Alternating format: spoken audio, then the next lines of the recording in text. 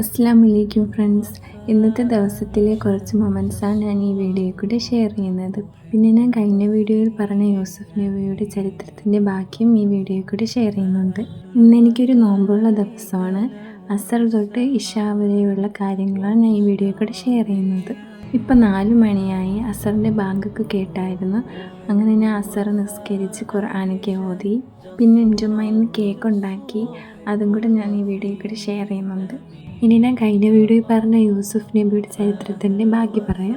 മാലിക്കിൻ്റെ നേതൃത്വത്തിലുള്ള യാത്രാ സംഘം യൂസുഫ് നബിയെയും കൊണ്ട് ഈജിപ്തിലേക്ക് യാത്ര തിരിച്ചത് വരെയായിരുന്നു കഴിഞ്ഞ വീഡിയോയിൽ പറഞ്ഞത്. ഈജിപ്തിലെത്തിയ മാലിക് യൂസുഫ് നബിയെ അടിമയായിട്ട് വിൽക്കാൻ വേണ്ടി ലേലത്തിന് വെച്ചു.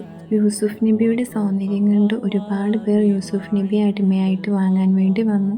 ഈജിപ്തിലെ ധനകാര്യമന്ത്രിയായ അസീസും ആ കൂട്ടത്തിൽ ഉണ്ടായിരുന്നു.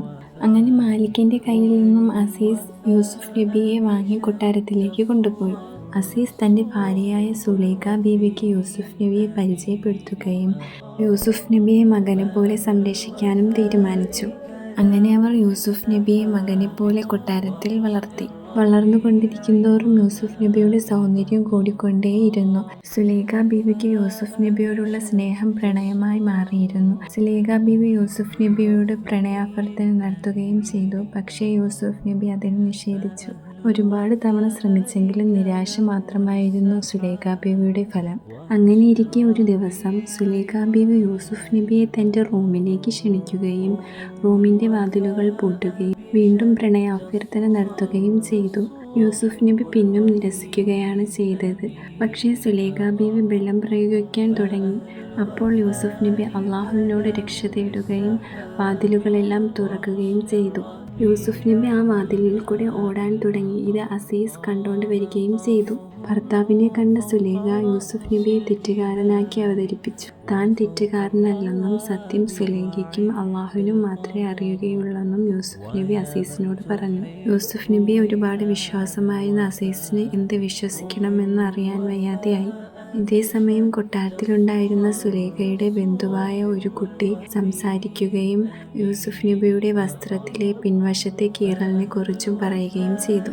ഇത് കേട്ട അസീസ് യൂസുഫ് നബിയുടെ വസ്ത്രം പരിശോധിക്കുകയും യൂസുഫ് നബി തെറ്റുകാരനല്ലെന്നും സുലൈഖ ബീവിയാണ് തെറ്റുകാരിയെന്നും മനസ്സിലാക്കി. പക്ഷേ അസീസ് തൻ്റെ ഭാര്യയായ സുലൈഖയെ ശിക്ഷിക്കാതെ ഈ വിവരം രഹസ്യമാക്കി വെച്ചിരുന്നു. പക്ഷേ ഈ വാർത്ത എങ്ങനെയോ പുറത്തു വന്ന് പട്ടണം മുഴുവനും അറിഞ്ഞു. എല്ലാവരും സുലൈഖയെ പരിഹസിക്കാൻ തുടങ്ങി. പരിഹാസത്തിൽ നിന്നും രക്ഷപ്പെടാൻ സുലൈഖ ബീവി ഒരു ഉപായം കണ്ടെത്തുകയും ചെയ്തു. പട്ടണത്തിലെ സമ്പന്നരായ സ്ത്രീകളെല്ലാവരെയും വിളിച്ച് വിരുന്നു കൂട്ടുകയും അവരുടെ മുമ്പിൽ പഴങ്ങളും ഒരു കത്തിയും വയ്ക്കുകയും അവരെല്ലാവരും പഴങ്ങൾ മുറിക്കാൻ തുടങ്ങുമ്പോൾ യൂസുഫ് നബി അതുവഴി വരണമെന്നും സുലൈഖ ബീവി കൽപ്പിച്ചു. കൽപ്പന പ്രകാരം അതിഥികളെല്ലാം പഴങ്ങൾ മുറിക്കാൻ തുടങ്ങുമ്പോൾ യൂസുഫ് നബി അതുവഴി വരികയും യൂസുഫ് നബിയുടെ സൗന്ദര്യത്തിൽ മയങ്ങി അവർ അവരുടെ കൈകൾ തന്നെ മുറിക്കുവാൻ തുടങ്ങി. ഇതേസമയം സുലൈഖ ബീവി അതിഥികളെ വിളിക്കുകയും ഒരു പ്രാവശ്യം കണ്ട നിങ്ങൾ ഇങ്ങനെയാണെങ്കിൽ എന്നും കണ്ടുകൊണ്ടിരിക്കുന്ന ഞാൻ ഏതവസ്ഥയിലായിരിക്കണം എന്ന് ചോദിക്കുകയും ചെയ്തു. ഇതിന് മറുപടി പറയാൻ ഒന്നുമില്ലായിരുന്ന അതിഥികൾ സുലൈഖ ബീവിയോട് പരിഹസിച്ചതിന് ക്ഷമാപണം നടത്തുകയും ചെയ്തു. ഇതൊക്കെ കണ്ട് ഒരുപാട് മനസ്സ് വിഷമിച്ച യൂസുഫ് നബി അള്ളാഹുവിനോട് ഇതിൽ നിന്നും രക്ഷ ചോദിച്ചു. സുലൈഖ ബീവിയെ തെറ്റുകാരിയായി ചിത്രീകരിക്കാതിരിക്കാൻ വേണ്ടി യൂസുഫ് നബിയെ ജയിലിലേക്ക് അടയ്ക്കാൻ തീരുമാനിച്ചു. യൂസുഫ് നബിയും ഈ പരീക്ഷണങ്ങളിൽ നിന്ന് രക്ഷപ്പെടാൻ ജയിലിലേക്ക് പോകുന്നത് തന്നെയാണ് നല്ലതെന്ന് വിശ്വസിച്ചു. അങ്ങനെ യൂസുഫ് നബി ജയിലിൽ ഇബാദത്തുമായി കഴിച്ചുകൂടിക്കൊണ്ടിരിക്കുകയായിരുന്നു. ഒരു ദിവസം ജിബ്രീൽ അലൈഹിസ്സലാം യൂസുഫ് നബിയുടെ അടുക്കൽ വരികയും അള്ളാഹു യൂസുഫ് നബിയെ പ്രവാചകനായി തിരഞ്ഞെടുത്തിരിക്കുന്നു എന്നും സ്വപ്നവ്യാഖ്യാനം നടത്തുവാനുള്ള പ്രത്യേക കഴിവും അള്ളാഹു താങ്കൾക്ക് തന്നിരിക്കുന്നു എന്നും യൂസുഫ് നബിയെ അറിയിച്ചു. യൂസുഫ് നബി ജയിലിൽ വെച്ച് തന്നെ സ്വപ്നവ്യാഖ്യാനങ്ങൾ തുടങ്ങുകയും അത് സത്യമാവുകയും ചെയ്തു. അങ്ങനെയിരിക്കെ ഒരു ദിവസം സഹതടവുകാർ 2 സ്വപ്നം കാണുകയും നബിയോട് അതിൻ്റെ വ്യാഖ്യാനത്തെക്കുറിച്ച് ചോദിക്കുകയും ചെയ്തു. 2 പേരും അവിടുത്തെ കൊട്ടാരത്തിലെ രാജാവിൻ്റെ പരിചാരകരാണ്.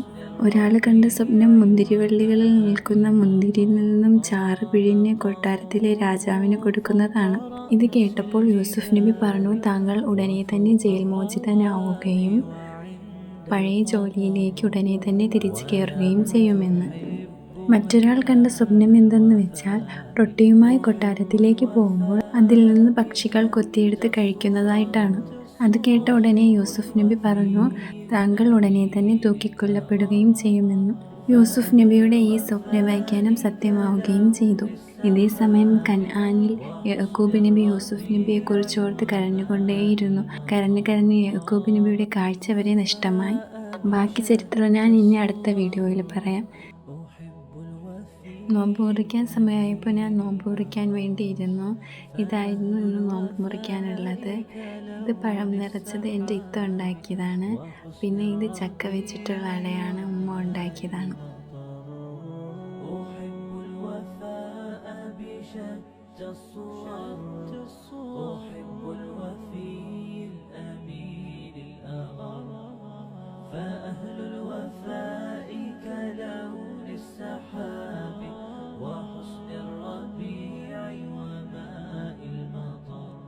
നോമ്പൊക്കെ മുറിച്ച് കഴിഞ്ഞ് ഞാൻ മഗ്‌രിബ് നിസ്കരിച്ച് ഖുർആനൊക്കെ ഓതി.